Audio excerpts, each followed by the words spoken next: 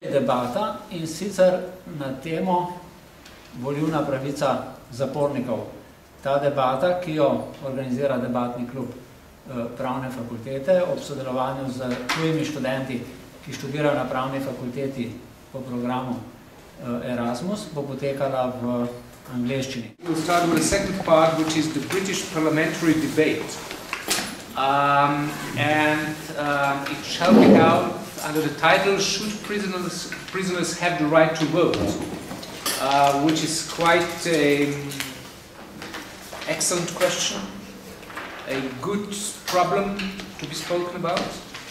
And first of all, I have to take care that the speakers in today's debate are not representing their personal opinions, and that the side that they are defending has been completely and randomly decided by the draw. And first of all, I call this House to order on the motion that prisoners should have the right to vote. It is my pleasure to invite the Prime Minister. Who's the Prime Minister here? The Prime Minister, Monica Lapenaite. We send criminals to prison and take away their liberty. Do you think it is civilized if we additionally take away their right to vote? Well, on the side of government, we don't think so. And in the case Hirst versus United Kingdom, European Court of Human Rights ruled that a blanket ban on prisoners voting is impermissible. We believe that with postal voting, allowing prisoners to vote would neither threaten public safety nor would be difficult to implement. They need to have a right to vote because firstly, they are affected by the policies while they are in prison. Secondly, they will be affected by the policies once they come out of the prison. That's why we strongly ask you to propose our motion that prisoners should have the right to vote. Thank you. Thank you very much. Thank you to the Prime Minister for her speech, and I call upon the opposition leader. The opposition leader is Gintara Unitaite. Well, you break the law to the degree that our penal system send you to jail. You have shown that you don't understand the values of our society and how it is function. So we feel it is just that we take away your right to shape the government until you will be rehabilitated. By allowing criminals to vote, we are basically saying that what they did it's not so bad, and we still think that they are working to shape our society. I'm calling now the member of the government, Urška Drgans. We say that they have resorted to crime because at one point in their life society has failed them. They are already prevented from committing further crimes by the fact that they are in prison. Their freedom of movement is restricted, so they cannot really harm anybody while they are in prison. Yes. But why should someone who committed a tax fraud actually took part in the shaping the laws regarding the taxes? It's about the principle, it's about the fact that every adult human being who can think in this society and who has personal issues has to be represented. We do not give rights to people whether they are good or bad. We give human rights to people on the basis that they are humans. Voting rights furthermore so. We say losing their liberty is enough. They don't need to lose their identity as well. If we want to have any kind of democratic validity to our laws, then the laws made by the lawmaker has to be elected by everybody for these laws to have democratic validity, because the laws affect everybody. It's supposed to be a rule by the people, for the people, not just by some people, the ones that were good enough during their life and had no problems whatsoever. I'm calling Mr. Jean Juveplan, the member of the opposition. It is a mockery of justice when the murderer of my mother gets to decide how I am governed.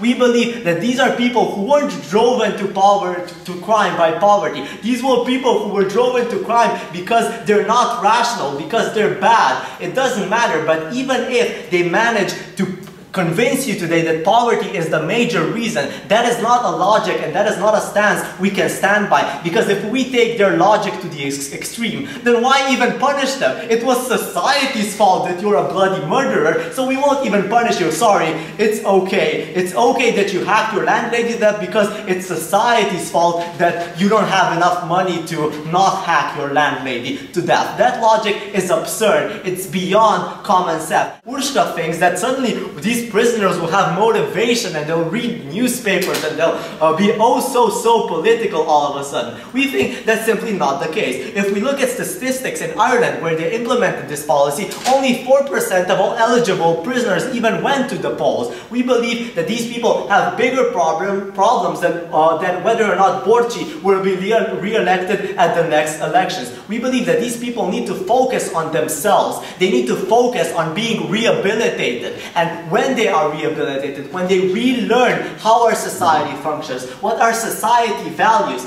then they can regain this right. They can prove that they are responsible. They can prove that they can be trusted with the making and the shaping of our society. Is it because of all these reasons, sir, that I beg you to oppose? Thank you very much. Good arguments. Floors to Government Whip Maya Zimmerman. How will taking away persons' right to vote act as a deterrent? Do you think you're thinking of murdering someone, but then you think about, whoa, wait, they'll take away my voting right? No, now I won't do it. We see again that it's nonsense, that it doesn't add anything to the deterrence factor, and hence shouldn't be applied. We see that they just want revenge. They talk about the mother of the victim, but we believe, yes, we recognize the mother of the victim's right for reconciliation, but we don't punish people by it, by that standard in our society. The opposition whip Spieler Zupan. A right to vote is one of the rights, and rights are not absolute. A right of one person is limited by a right of another person. It's not a right per se, but it's a privilege. It has to be earned. And why on earth should they have the same rights and why should their rights have the same weight as the rights of every other law-abiding citizen? If we would give people rights according to whether they're good and bad, most politicians would probably not have the right to vote, would they? But this is different. As a democracy, we stand for the different opinions. The prisoners obviously rule the social contract, and they knowingly disobeyed the rules and the morals of the society, and this is the reason why it is justified to take their rights away, because obviously they do not respect what the society stands for. Thank you very much to all the speakers. I declare the debate closed. Prehajamo na ta slovesni zaključni del. Mislim, da je bila ta kombinacija Rubikona z debato o volilni pravici zapornikov posvečena in mislim, da bomo še kdaj kaj podobnega poskušali. Varuhinja predlaga, da bi jeseni organizirali podobno debato na temo volilne pravice oseb z motnjami v duševnem razvoju, kar se bomo še konkretne dogovorili. It was really difficult to decide who the winner is and who passed the law and what the substance of the law will be. However, if there would be my choice, I would have ordered 2 cups. I would have ordered 1 cup, 1 additional cup. I'm so sorry to make you expenses, but it is not possible. And Professor Ribicic told me that I have only one possibility. It is always like in politics. One side always wins. The winner is the Prime Minister, government member and government whip. So, Monika Lapenaite and Urška Revan and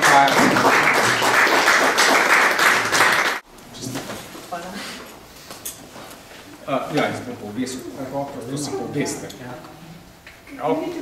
Čestitam.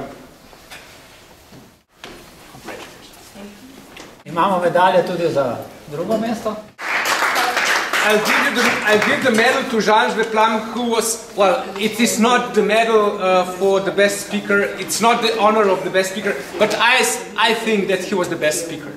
So, thank you. Congratulations.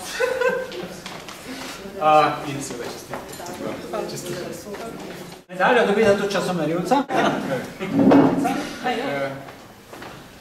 In pa Žan, čakaj. Ja, svita?